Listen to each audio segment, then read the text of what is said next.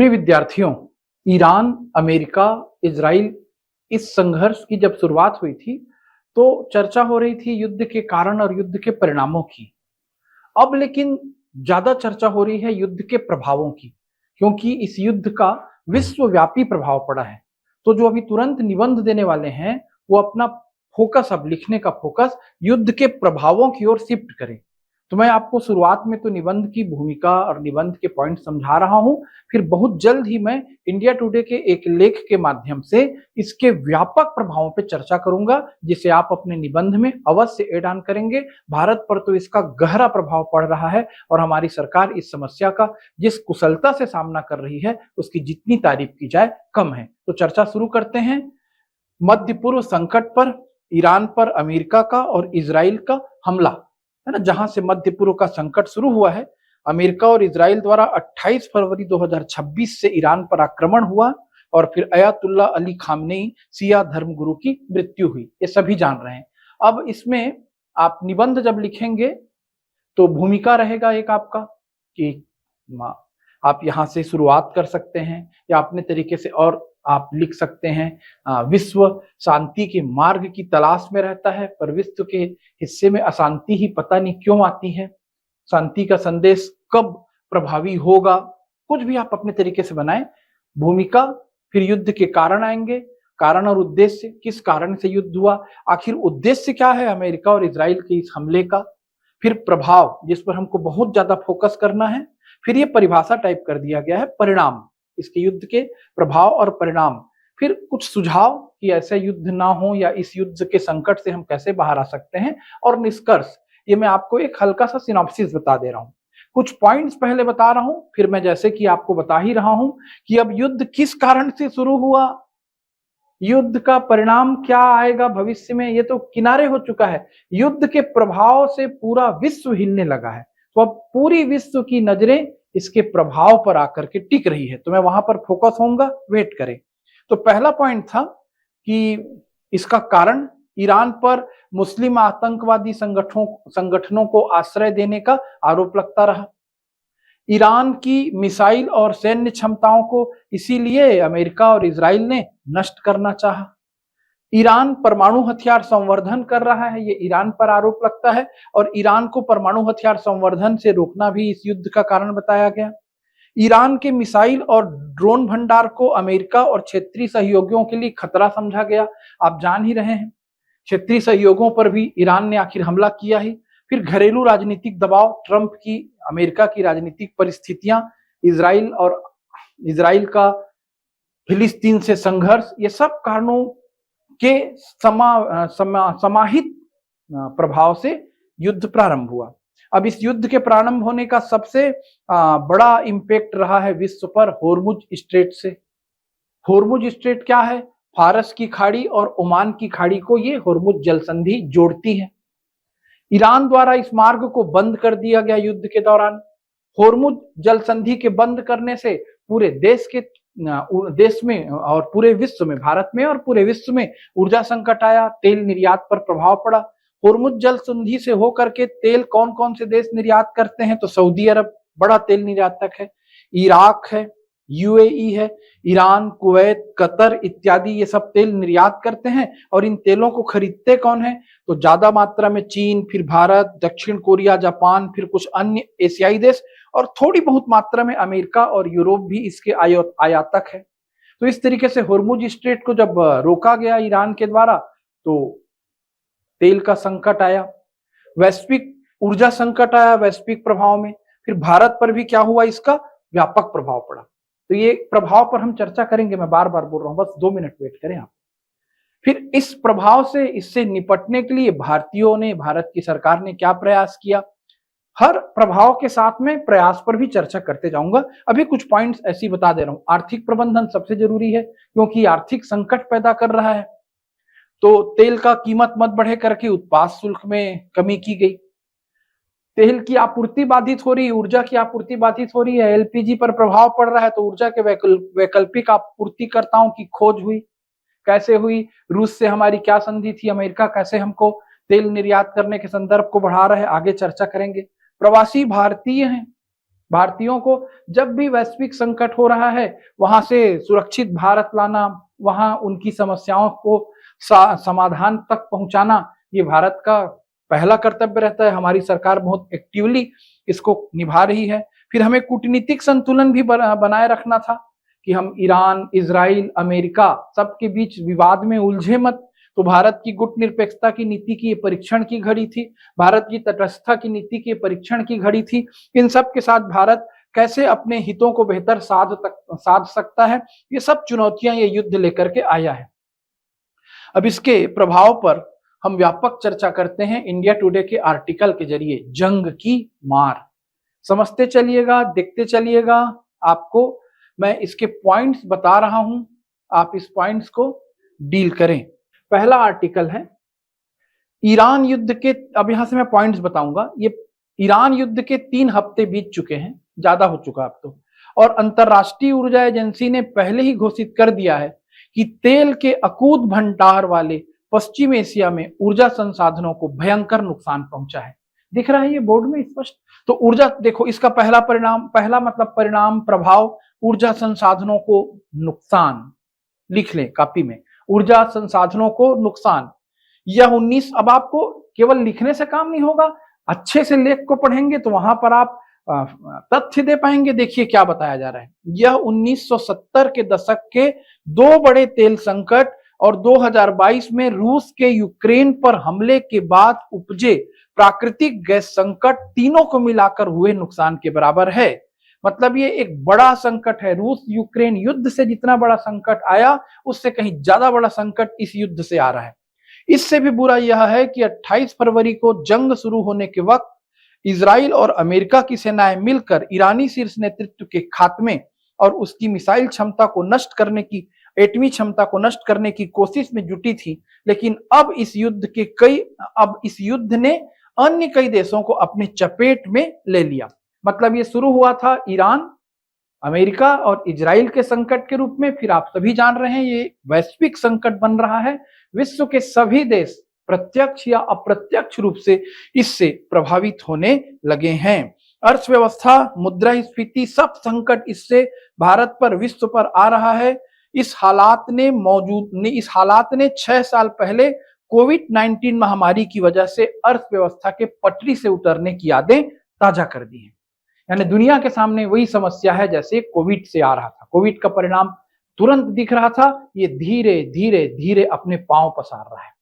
मैं खुद अपने, अभी एक लेख आएगा, मैं खुद अपने विद्यालय के लिए टाइल्स लेने बिलासपुर की सभी दुकानों में गया। एक आर्टिकल में भी आप देखेंगे टाइल्स का जो पुराना स्टॉक है उसी के आधार पर विक्रय करने का प्रयास कर रहे हैं बिलासपुर के दुकानदार। प्रत्यक्ष उदाहरण है। और कुछ लोगों ने कीमतें बढ़ा दी हैं और कुछ लोग बिल्कुल हाथ जोड़ रहे हैं कि हमारे पास तो आपको दिखाने के लिए जो है, ज्यादा आप मांगेंगे तो आपको हम सप्लाई नहीं कर सकते। हम खाना खाने गए थे उसी दिन, तो एक बड़े भोजनालय ने अपनी थाली सिस्टम की बड़ी जो उनकी किचन थी बंद कर दिए, कुछ सीमित चीजों को खिला रहे हैं। दूसरे तीसरे भोजनालयों ने अपने हर चीज की कीमतें बढ़ा दी हैं। यानी ईरान का संकट बिलासपुर तक भी पहुंच रहा है। आप यदि मार्केट में घूमेंगे तो जानेंगे। व्यापक रूप से मैं आपको समझाते जाऊंगा। रूस यूक्रेन के बीच संघर्ष के उलट भारत को ईरान युद्ध का बुरा असर पहले से ही झेलना पड़ रहा है। इसकी सबसे बड़ी वजह, फैक्ट फाइल नोट करें इसको, इसकी सबसे बड़ी वजह यह है कि हम अपने कच्चे तेल का करीब 8 से 5% हिस्सा आयात करते हैं। हम अपने कच्चे तेल का करीब 85%, मतलब हमारा कच्चे तेल का 85% आयात से आ रहा है। बिल्कुल आएगा ही, हमारे यहाँ तेल का उत्पादन तो होता नहीं बड़े पैमाने पर। और जो हम 85% हिस्सा आयात कर रहे हैं, उनमें से 55 से 60% तेल खाड़ी देशों से आता है। और उस 55 से 60% में आपूर्ति का 40% से ज्यादा हिस्सा हुर्मुज जलडमरू मध्य से होकर गुजरता है, जो इस जंग का प्रमुख अखाड़ा बना हुआ है। तो हमारे भारत की तेल आपूर्ति पर प्रभाव कैसे पड़ रहा है? हम अपने तेल का 85% आयात कर रहे हैं और उसका बड़ा रास्ता कहां से गुजर रहा है? हुर्मुज जलडमरू मध्य से। भारत की निर्भरता सिर्फ तेल तक ही सीमित नहीं, हम 60% एलपीजी भी आयात करते हैं। दोहरी मार, एक तरफ तेल पर, दूसरी तरफ एलपीजी पर। और हमारे एलएनजी है, लिक्विड नेचुरल, और एक लिक्विड पेट्रोलियम। तो एलएनजी आयात का करीब आधा हिस्सा इसी रास्ते से गुजरता है। एलपीजी, एलएनजी, पेट्रोलियम, सब पर प्रभाव आया। ऊर्जा के अलावा खाड़ी क्षेत्र भारत के विदेशी भुगतान संतुलन के लिए भी बहुत अहम है। तो भारत पर प्रभाव में तेल पर, एलपीजी पर, एलएनजी पर, भुगतान संतुलन पर। पॉइंट्स लिखते चलिए कॉपी में। आपके निबंध में जितने पॉइंट्स दिखेंगे आपको उतने अधिक अंक मिलते हैं। प्रभाव पेट्रोलियम पर, एलपीजी पर, एलएनजी पर, भुगतान संतुलन पर। इस क्षेत्र में 1 करोड़ भारतीय काम करते हैं। क्यों? क्योंकि प्रवासी भारतीय है ना उस इलाके में, सबको पता है, जो हर साल करीब 50 अरब डॉलर, 4.67 लाख करोड़ रुपए भारत भेजते हैं, या एनआरआई की तरफ से भेजे जाने वाली कुल रकम का 1/3 हिस्सा है। तो जब वहां से विदेशी हमारे प्रवासी भारतीय वापस आ रहे हैं युद्धकालीन संकटों के चलते, तो जो भारत को पैसा भेज रहे हैं निश्चित रूप से क्या होगा, वो प्रभावित होगा। वो बेरोजगार हो रहे हैं, उनके सामने रोजगार का संकट आ गया है, वो आकर के घर में बैठेंगे, बहुत प्रकार की चुनौतियां आने लगी। और विपक्ष जो है, मुझको बोलना तो नहीं चाहिए, मैं राजनीतिक व्यक्ति नहीं हूं, विपक्ष जो है ऐसे संकट की घड़ी में भी सरकार की आलोचना कर रहा था। खैर कोई बात नहीं, विपक्ष को रचनात्मक विपक्ष होना चाहिए। भारत अपना करीब 15 से मतलब, और व्यापारिक संबंध भी खासे मजबूत है। तो प्रवासी भारतीयों से नुकसान, फिर हम बिजनेस कर रहे हैं खाड़ी के देशों से। भारत अपना करीब 15 से 17% निर्यात इसी क्षेत्र में करता है। यहां से हम तेल आयात करते हैं और हम अपने बहुत से सामान का इधर निर्यात करते हैं 15 से 17%। इससे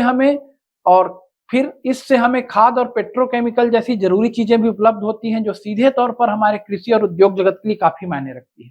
उर्वरकों का संकट अभी आएगा देश के सामने, जब खरीफ की फसल के लिए, धान की फसल के लिए जिस समय खाद की जरूरत होगी, भगवान ना करे वो गंभीर संकट बने। उम्मीद है सरकार और परिस्थितियां सरकार हल निकाल लेगी, परिस्थितियां अच्छी हो जाएंगी, लेकिन आएगा कृषि पर संकट।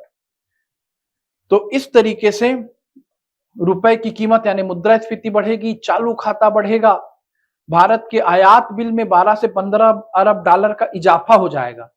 तो इस तरीके से हमारे ऊपर, भारत पर इसके व्यापक प्रभाव हैं, जिसको हम अलग अलग बिंदुवार भी देखेंगे। ईरान युद्ध से अब देखो सरकार का प्रयास। ईरान युद्ध से पैदा हुए संकट से निपटने के लिए मोदी सरकार ने तत्परता के साथ फौरी प्रतिक्रिया वाले उपायों से आगे बढ़कर एक संगठित और व्यवस्थित संकट प्रबंधन की दिशा में पहल की है। यह हमारी सरकार का बड़ा कदम है।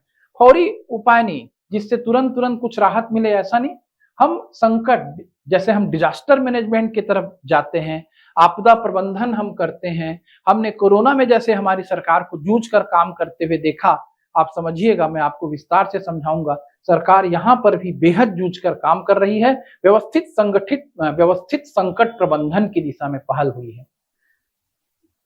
अब इसका और प्रभाव देखो। इसका खराब असर पहले से ही कई प्रमुख सेक्टरों में नजर आने लगा है। पेट्रोल पे आया, सीएनजी पे आया, है ना, वो तो आप देख ही रहे हैं। एलएनजी पे आया, भुगतान संतुलन पे आया, आयात निर्यात के सेक्टर में आया। और देखिए अब, और जमीनी स्तर पर क्या होगा देखो। व्यापक स्तर पर ऊर्जा की कीमतें और महंगाई का बोझ बढ़ा, आर्थिक विकास की गति धीमी हुई, और जमीनी स्तर पर एलपीजी की कमी और ईंधन की कीमतों में अचानक बढ़ोतरी हो गई, जिसका असर घरों पर पड़ रहा है। मोदी सरकार ने फौरन दखल देते हुए व्यवसायों के बजाय आम घरों को एलपीजी सिलेंडरों की आपूर्ति पक्की की। खाने पीने की छोटी छोटी जगहें और रेस्टोरेंट के बंद होने का खतरा मंडरा रहा है, जिसका मैंने आपको जिक्र किया। और खाना पकाने के लिए इसी ईंधन पर निर्भर परिवारों को भी मुश्किलों का सामना करना पड़ रहा है। खेती बाड़ी भी बड़े संकट का सामना कर रही है। खाड़ी देशों से खाद की सप्लाई पर बहुत ज्यादा निर्भरता की वजह से इसमें किसी भी तरह की बाधा आगामी खरीफ फसल पर बुरा असर डाल सकती है। कृषि पर प्रभाव, जिससे खाने पीने की चीजों की महंगाई और ज्यादा बढ़ सकती है। यदि खरीफ फसल के लिए खाद नहीं मिलेगा तो उपज कम होगी। उपज, देखो सब चीजें जुड़ी है। उपज कम होगा तो खाने पीने की चीजों का उत्पादन कम हुआ तो उनकी महंगाई और बढ़ेगी। निवेशकों का भरोसा कमजोर हो रहा है, निवेशकों की संपत्ति डूब ही रही है, शेयर मार्केट तो ऐसे ही घबराने वाला मार्केट रहता है। तो देखिए इतना कुछ हो रहा है और फिर हम कैसे कैसे अलग अलग सेक्टर में पड़ने वाले प्रभावों से निपटने का प्रयास कर रहे हैं, अलग अलग सेक्टर में क्या प्रभाव पड़ रहा है, इसे हम स्टेप बाय स्टेप समझते हैं। पहला संकट बार बार चर्चा हो रही है, किस पर हो रहा है? ऊर्जा पर। संकट सीधे चूल्हे पर। भारत के लिए सप्लाई में रुकावट अब ऊर्जा की लागत बढ़ा रही है।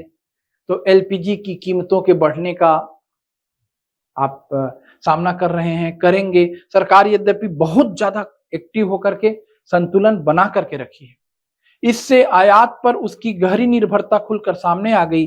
कीमतों और सप्लाई पर लंबे दबाव का खतरा भी बढ़ा, तो ऊर्जा की लागत बढ़ेगी। देखिए कैसे हो रहा है, समझे। यहां पर फिर रिपीट हो रहा है तथ्य, मैं भी रिपीट करूंगा ताकि आपके दिमाग में बैठे। भारत पर इस युद्ध का असर सिर्फ हालात की वजह से नहीं, उसकी बुनियादी ऊर्जा संरचना की वजह से भी है। दुनिया का तीसरा सबसे बड़ा ऊर्जा उपभोक्ता देश भारत अपनी जरूरत का 85% कच्चा तेल, 50% नेचुरल गैस और 60% एलजीपी आयात करता है। होर्मुज जलडमरू मध्य, जिससे दुनिया के तेल और गैस प्रवाह का करीब 5वां हिस्सा गुजरता है, वहां से होने वाली शिपिंग की गति काफी धीमी हो गई है। हर कोई इसे जान रहा है। खाड़ी देशों के ऊर्जा ढांचे पर हमलों ने सप्लाई को और तंग कर दिया है। भारत के लिए इसके नतीजे बढ़ती लागत के तौर पर सामने आ रहे हैं। कैसे बढ़ रहा है लागत? भारत का क्रूड बास्केट यानी जिन तेलों का वह आयात करता है, उसका औसत मूल्य फरवरी के औसतन $69 ₹6400 प्रति बैरल से बढ़कर मार्च में ₹120 ₹11,150 प्रति बैरल के पार चला गया है। सोचिए, यानी हमको जस्ट डबल पड़ने लग गया है लगभग। तो भी सरकार आम आदमी को प्रभावित होने से बचा रही है। ऐसा ही दबाव गैस सप्लाई में भी दिख रहा है। बड़े शहरों में एलपीजी वितरण प्रभावित हुआ है। जमाखोरी की खबरों के बीच 15 दिन से ज्यादा की देरी सामने आई है। तो इसका असर कहां तक पहुंच रहा है? ग्राहकों तक पहुंच रहा है। दिल्ली में गैर रियायती घरेलू एलपीजी सिलेंडर ₹60 महंगा होकर ₹913 का हो गया है। तो इस तरीके से संकट तो आ रहे हैं। भारत क्या उपाय अपना रहा है? तो देखिए हम क्या उपाय अपना रहे हैं ऊर्जा संकट से निपटने के लिए। 10 मार्च को केंद्र ने गैस उत्पादन और वितरण के नियंत्रण के लिए आवश्यक वस्तु अधिनियम लागू किया। पॉइंट नोट करें। पहला कदम फौरी उपाय, आवश्यक वस्तु अधिनियम, मतलब आप जमाखोरी, कालाबाजारी, गैस सिलेंडर इत्यादि की नहीं कर सकते। फिर 4 स्तरीय प्राथमिकता व्यवस्था अपनाई। पहले घरों को सप्लाई होगा, फिर ट्रांसपोर्ट फ्यूल सप्लाई होगा, फिर एलपीजी उत्पादन और पाइपलाइन ऑपरेशन को सप्लाई दी जाएगी, फिर उर्वरक क्षेत्र, फिर इंडस्ट्री और फिर कमर्शियल यूजर आएंगे। मतलब हमने अपनी प्राथमिकताएं बढ़ा ली। सबसे पहले घरेलू उपभोक्ताओं तक पहुंचेगी, उसके बाद ही फिर दूसरों का नंबर आएगा। पर भाई हम अब क्या करेंगे? रिफाइनरी को, हम इंडस्ट्री को, कमर्शियल यूजर्स को कम कर देंगे सप्लाई, तो क्या होगा? रेस्टोरेंट बंद होंगे, टाइल उत्पादन बंद होगा। ऐसा देखिएगा आप, कई प्रकार की इंडस्ट्रियों पर प्रभाव पड़ेगा। आपका घर तो चलने लगा पर देश में आर्थिक संकट तो आएगा। पर सरकार ने क्या किया भाई? आवश्यक वस्तु अधिनियम लागू किया, अपनी 4 स्तरीय प्राथमिकता व्यवस्था बनाई, सर्वोच्च प्राथमिकता पर घरों में सप्लाई को रखा। फिर ये तो खैर हम घर पे निपट रहे हैं, फिर भाई कब तक निपटेंगे? हमारे पास आपूर्ति भी तो आनी चाहिए ना लगातार। तो आयात के मोर्चे पर भारत ने अपने जहाजों को रास्ता देने के लिए ईरान से बातचीत की। बड़ा हल्ला करते थे विपक्ष, सरकार ईरान से कब बातचीत करेगी? कर रही थी, तभी तो भारत के जहाज लगातार आ रहे हैं। आयात के मोर्चे पर भारत ने अपने जहाजों को रास्ता देने के लिए ईरान से बातचीत की। मध्य मार्च तक शिवालिक और नंदा देवी नामक 2 टैंकर 92,000 टन से ज्यादा एलपीजी लेकर वहां से गुजरे। 24 मार्च को ईरान ने सभी नॉन हस्टाइल जहाजों को सख्त समन्वय के साथ जलडमरू मध्य से गुजरने की इजाजत दे दी। और बाद के घटनाक्रम में आप देख रहे हैं कि गोलीबारी भी कर दी थी फिर ईरान ने। पर हर परिस्थिति का हमको सामना करके आगे बढ़ना है। अमेरिका की ओर देखो, अमेरिका से भी इधर हम बात कर रहे हैं, ईरान से भी हमको छूट मिली और अमेरिका जो उससे युद्ध कर रहा है वो भी भारत को सपोर्ट कर रहा है। अमेरिका की ओर से भारतीय रिफाइनरों को रूसी तेल खरीद के लिए दी गई 30 दिन की छूट से भी आयात बढ़ाने में मदद मिली। तो ये भारत की डिप्लोमेटिक सफलता है। तो इस तरीके से हमने ऊर्जा संकट को लिखा, फिर ऊर्जा संकट से बाहर आने के लिए हमने अपने प्रयासों को लिखा। तो ऊर्जा के क्षेत्र में संकट आया। दूसरा मैं आपको बता रहा था जिसको बहुत गंभीरता से आपको समझना होगा, मैन्युफैक्चरिंग और एमएसएमई सेक्टर, सूक्ष्म लघु और मध्यम जो उद्योग हैं वो भी बुरी तरह प्रभावित हो रहे हैं। मैन्युफैक्चरिंग बुरी तरह प्रभावित हो रहे हैं। मैंने टाइल्स की आपको बात कही थी, देखिएगा निबंध में भी आएगा। कराह उठे कारखाने, जंग की वजह से गैस की कमी, महंगी ढुलाई और अटके निर्यात से देश के सूक्ष्म, छोटे और मझोले उद्योगों पर भारी मार पड़ी। अब क्या रुकावट पड़ी, देखिए किसके ऊपर रुकावट पड़ी। पश्चिम एशिया में जारी जंग से मैन्युफैक्चरिंग पर बड़ी मार पड़ने जा रही है। इसकी सबसे ज्यादा चपत सिरेमिक और फाउंड्री से लेकर प्लास्टिक और छोटे कपड़े तक के कारोबारों पर लग रही है। तो कौन कौन से कारोबार प्रभावित हो रहे हैं, नोट करें। सिरेमिक, फाउंड्री, प्लास्टिक, छोटे कपड़े। जैसे सिरेमिक मतलब देखिएगा करीबन 53,000 करोड़ रुपए कारोबार वाला सिरेमिक टाइल्स उद्योग। मैं बार बार चर्चा कर रहा हूं, सिरेमिक टाइल्स उद्योग, हर घर में टाइल्स पहुंचता है, आपके किचन में, बाथरूम में, हर कमरे में। करीबन 53,000 करोड़ रुपए कारोबार वाला सिरेमिक टाइल्स उद्योग उत्पादन के लिए काफी हद तक प्रोपेन और प्राकृतिक गैस पर निर्भर है। मोरबी सिरेमिक एसोसिएशन के प्रेसिडेंट बता रहे हैं कि उस क्षेत्र में 400 इकाइयां बंद हो गई हैं। मैंने अपने स्कूल का जिक्र किया था, मैं टाइल्स खरीदने यहाँ के एक दुकान नेक्स्ट जनरेशन में गया। बहुत अच्छी दुकान है, बहुत अच्छे संचालक हैं वाधवानी जी। तो वहां मेरी उनसे बातचीत हुई और उन्होंने मोरबी सीधे फोन से बात करके ऑर्डर दिया। यानी मोरबी गुजरात का टाइल्स का सीधा कनेक्शन बिलासपुर के टाइल्स दुकान से है। टाइल्स उद्योग पे प्रभाव पड़ रहा है, तो जब बिलासपुर तक पड़ रहा है तो हर जगह पड़ेगा। तो देखिए मोरबी में 750 एमएसएमई सेक्टर के जो उद्योग थे उसमें से 400 इकाइयां बंद हो गई। मोरबी दुनिया का दूसरा सबसे बड़ा टाइल क्लस्टर है। तो जितना उनके पास स्टॉक है वो उसी स्टॉक के आधार पे आपूर्ति कर रहे हैं। 750 में से 400 इकाइयां बंद हो गई हैं, 350 इकाइयां चालू है, लेकिन उन्होंने उत्पादन घटा दिया है। नतीजतन ज्यादातर मैन्युफैक्चरर मौजूदा स्टॉक से ही माल बेच रहे हैं, प्रोडक्शन रुक गया। माल ढुलाई की झंझटों और आपूर्ति श्रृंखला में रुकावटों की वजह से पश्चिम एशिया के निर्यात पर काफी बुरा असर पड़ा है। अब कहां से असर पड़ रहा है, मोरबी, राजकोट, थानगढ़। आप इन आंकड़ों को भी यूज कर सकते हैं। कोयंबतूर जो है एमएसएमई क्लस्टर का बहुत बड़ा सेंटर है, जिसमें करीबन 2.5 लाख इकाइयां हैं। उसमें से 30% एलपीजी पर निर्भर थी और 1,20,000 सिलेंडर प्रति माह की वो खपत करती थी। उनका उत्पादन 40% गिर गया है। 4 लाख नौकरियां खतरे में है। सिरेमिक क्लस्टर वाला मोरबी गुजरात में अभी मैंने आपको बताया 750 इकाइयां थी, जिसमें से 400 इकाइयों ने उत्पादन बंद कर दिया। 350 इकाइयां उत्पादन कर रही हैं, पर उनका भी बुरा हाल है। तो 1300 करोड़ का वहां घाटा हो सकता है। प्लास्टिक प्रोसेसर का जो इलाका है, प्लास्टिक प्रोसेसर में भी क्या हो सकता है, घाटा हो सकता है। मतलब युद्ध चल रहा है ईरान में और पूरी तरह से हमारे उद्योग धंधों पर उसका क्या होने लगा है, असर पड़ने लगा है। देश पे आर्थिक संकट आ रहा है। इसके लिए भी सरकार क्या कर रही है, प्रयास कर रही है। तो यानी आप प्रभाव में देखिए, अब आपके सामने प्रभाव ज्यादा व्यापक हो रहा होगा, तब आपको निबंध के पॉइंट लिखते बनेगा। ऊर्जा संकट, एलपीजी पर प्रभाव, अब ऐसे लगने लगा आपको व्यापक पढ़ के। सिरेमिक उद्योग पर प्रभाव, अन्य उद्योगों पर प्रभाव, एमएसएमई सेक्टर पर प्रभाव, प्रवासी भारतीयों पर प्रभाव, मुद्रास्फीति का संकट, प्रभाव ही प्रभाव है।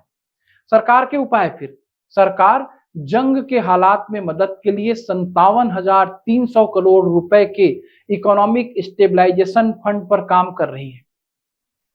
इंडिया टुडे गवर्नमेंट की आलोचना का कोई मौका नहीं छोड़ती, लेकिन उसने यहां कोई आलोचना नहीं की है कहीं पर, क्योंकि सरकार एकदम तत्परता से काम कर रही है। मैं भी खुले मन से तारीफ कर रहा हूं। कमी दिखेगी, बताना हमारा कर्तव्य है, हम नागरिक हैं। लेकिन देखिए, सरकार ने जंग के हालात में मदद के लिए 57,300 करोड़ रुपए के इकोनॉमिक स्टेबलाइजेशन फंड पर काम शुरू कर दिया। उसने 497 करोड़ रुपए के resilience and logistic intervention for export facilitation की घोषणा कर दी। यानी एक्सपोर्ट फैसिलिटेशन पर काम कर रही सरकार, इकोनॉमिक स्टेबलाइजेशन फंड उसने खड़ा कर दिया अर्थव्यवस्था को स्टेबलाइज करने के लिए। अब ये फंड क्या करेगा, पश्चिम एशिया में कारोबार करने वाले निर्यातकों को बीमा सुविधा मुहैया कराएगा कि भाई आपको हम बीमा सुविधा दे रहे हैं, और निर्यात पर हम ड्यूटी घटाएंगे अब, क्योंकि हमारे यहाँ उत्पादन महंगा हो रहा है तो सरकार अपना हिस्सा लेना बंद करती है। सरकार हमेशा पितृभाव में रहती है। जैसे अशोक ने सदियों पहले कहा था कि समस्त प्रजा मेरी संतान है, वैसे आज भी भारत की सरकार के लिए उसके समस्त व्यापारी, समस्त नागरिक उसके संतान हैं। तो सभी वाजिब निर्यात उत्पादों के लिए ड्यूटी और टैक्स छूट योजना के तहत मिलने वाले लाभ शुरू कर दिए गए हैं फिर से। ओके, तो हम टैक्स पर छूट दे रहे हैं, निर्यात पर छूट दे रहे हैं, इकोनॉमिक स्टेबलाइजेशन फंड हमने बनाया है। ये वजनदार चीजें निबंध में आनी चाहिए, काम चलाऊ बातें नहीं। हम resilience and logistic intervention for export facilitation की क्या कर रहे हैं, घोषणा कर रहे हैं। तो हम उद्योग क्षेत्र में डैमेज कंट्रोल का प्रयास कर रहे हैं। अब और समस्या आ रहा है, खरीफ पर यूरिया संकट के बादल। तो उर्वरक पर भी हमारी निर्भरता है पश्चिम में, उन देशों पर जहां पर युद्ध चल रहा है। तो जैसे उन वहां पर के देशों पर जैसे जैसे उर्वरक की सप्लाई चेन बाधित हो रही है और उसकी कीमतें उछल रही हैं, भारत में कृषि पैदावार मुनाफे पर जोखिम बढ़ने के साथ फसलों की कीमतें उछलने की आशंका है। ये हमको प्रभाव दिखेगा खरीफ की फसल में ज्यादा। रबी की फसल तो हमारे पास आ गई है। अब यदि हम इस संकट से बाहर आ गए तो हमारे पास समस्या का समाधान कम होगा, मतलब समस्या का प्रभाव कम होगा। लेकिन यदि व्यापक असर रहा तो हम खरीफ फसलों के समय में देखेंगे कि उर्वरक की जरूरतें हम कैसे पूरी कर पाएंगे। यानी सरकार को खाद की सप्लाई करना एक जिम्मेदारी का काम, बहुत बड़ी चुनौती का काम होने वाला है। उर्वरक मूल्य और ढुलाई की दर बढ़ने से किसानों की लागत में इजाफा। जब उर्वरक कम आएगा तो मूल्य बढ़ेगा, ढुलाई की दर भी बढ़ेगा, संकट है। सप्लाई में कमी आएगी तो खरीफ की बुआई बाधित होने की आशंका, क्योंकि खेतों के लिए उर्वरक कम मिलेंगे, जिससे किसानों को दूसरी फसलों का रुख करना पड़ सकता है। कम पैदावार और अधिक लागत से खाद्य पदार्थ महंगे हो सकते हैं। यानी देश में महंगाई बढ़ सकती है, जिसमें हमारी या हमारे सरकार की गलती नहीं, परिस्थितियों की चुनौती है। अब आई स्वास्थ्य सेवाएं, तो इसमें भी दिक्कत आ रहा है, जान फंसेगी जोखिम में। क्यों? इस जंग ने दवाएं तैयार करने में इस्तेमाल होने वाली सामग्री से लेकर मेडिकल टूरिज्म तक व्यापक क्षेत्र को प्रभावित किया है। हालांकि अभी घबराने जैसे कोई बात नहीं, लेकिन बेचैनी लगातार बढ़ रही है। मुझे कमेंट करके बताइएगा मेडिकल टूरिज्म क्या होता है।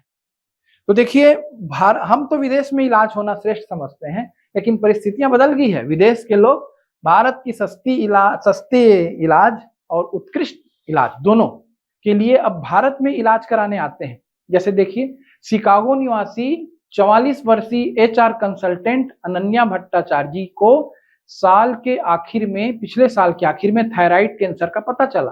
वे भारत में अपनी थायराइड की सर्जरी कराने की तैयारी कर रही थी। अब लेकिन इस संकट ने उनकी योजना को बाधित कर दिया। हवाई क्षेत्र बंद हो गया, उड़ान के रूट बदल गए, हवाई किराया बढ़ गया।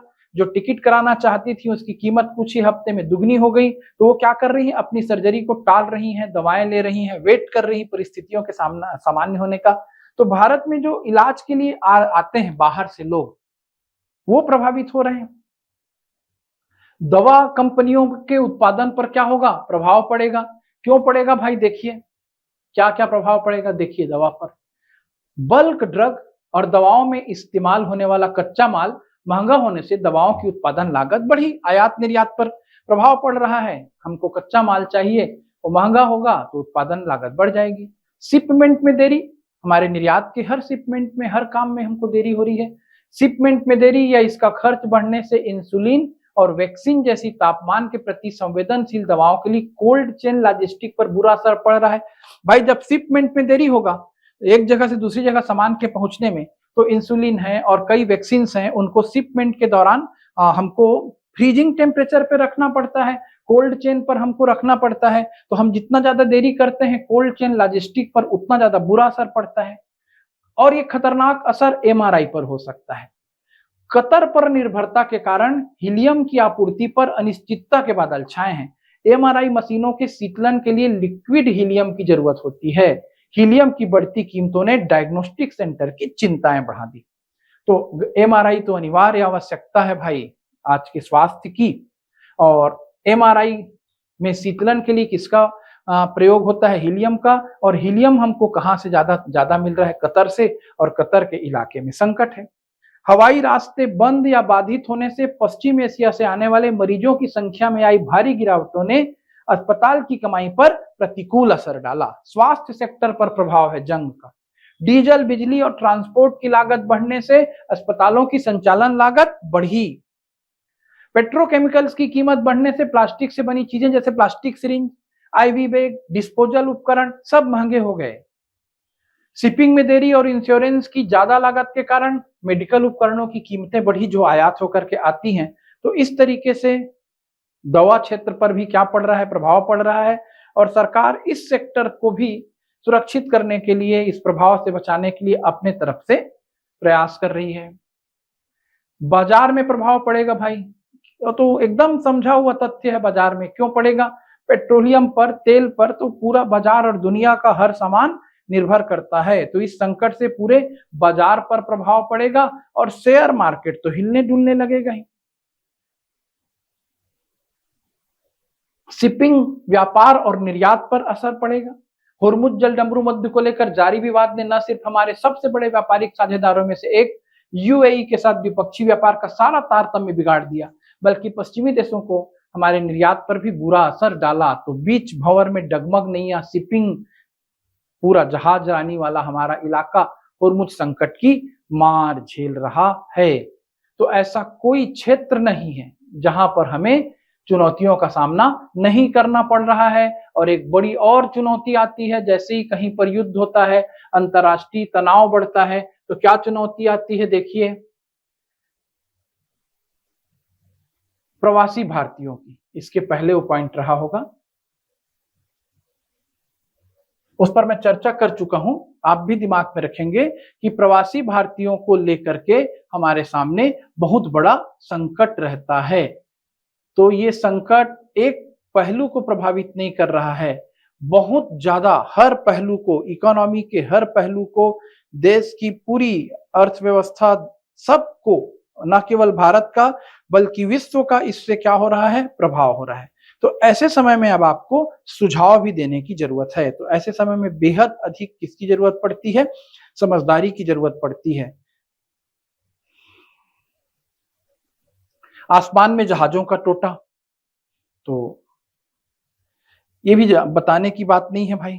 हवाई यात्राओं पर प्रभाव पड़ रहा है, फ्लाइट्स रद्द हो रही हैं, हर कोई इमरजेंसी में यहां वहां आना जाना चाह रहा है। कौन ईरान और खाड़ी क्षेत्र में फंसकर रहना चाहेगा? स्वाद पर सितम पहले ही चर्चा हो चुकी है। एलपीजी सप्लाई के अपूर्व संकट में आए खान पान के अड्डे, छोटे मोटे ठेले, ढाबे, सब पर असर पड़ रहा है। क्लाउड किचन पर तो भारी असर पड़ ही रहा है। तो इस तरीके से सारा देश, सारा विश्व क्या हो रहा है? प्रभावित हो रहा है। मैक्रो इकोनॉमी पर भी प्रभाव पड़ रहा है, खुदरा बाजार पर प्रभाव पड़ रहा है।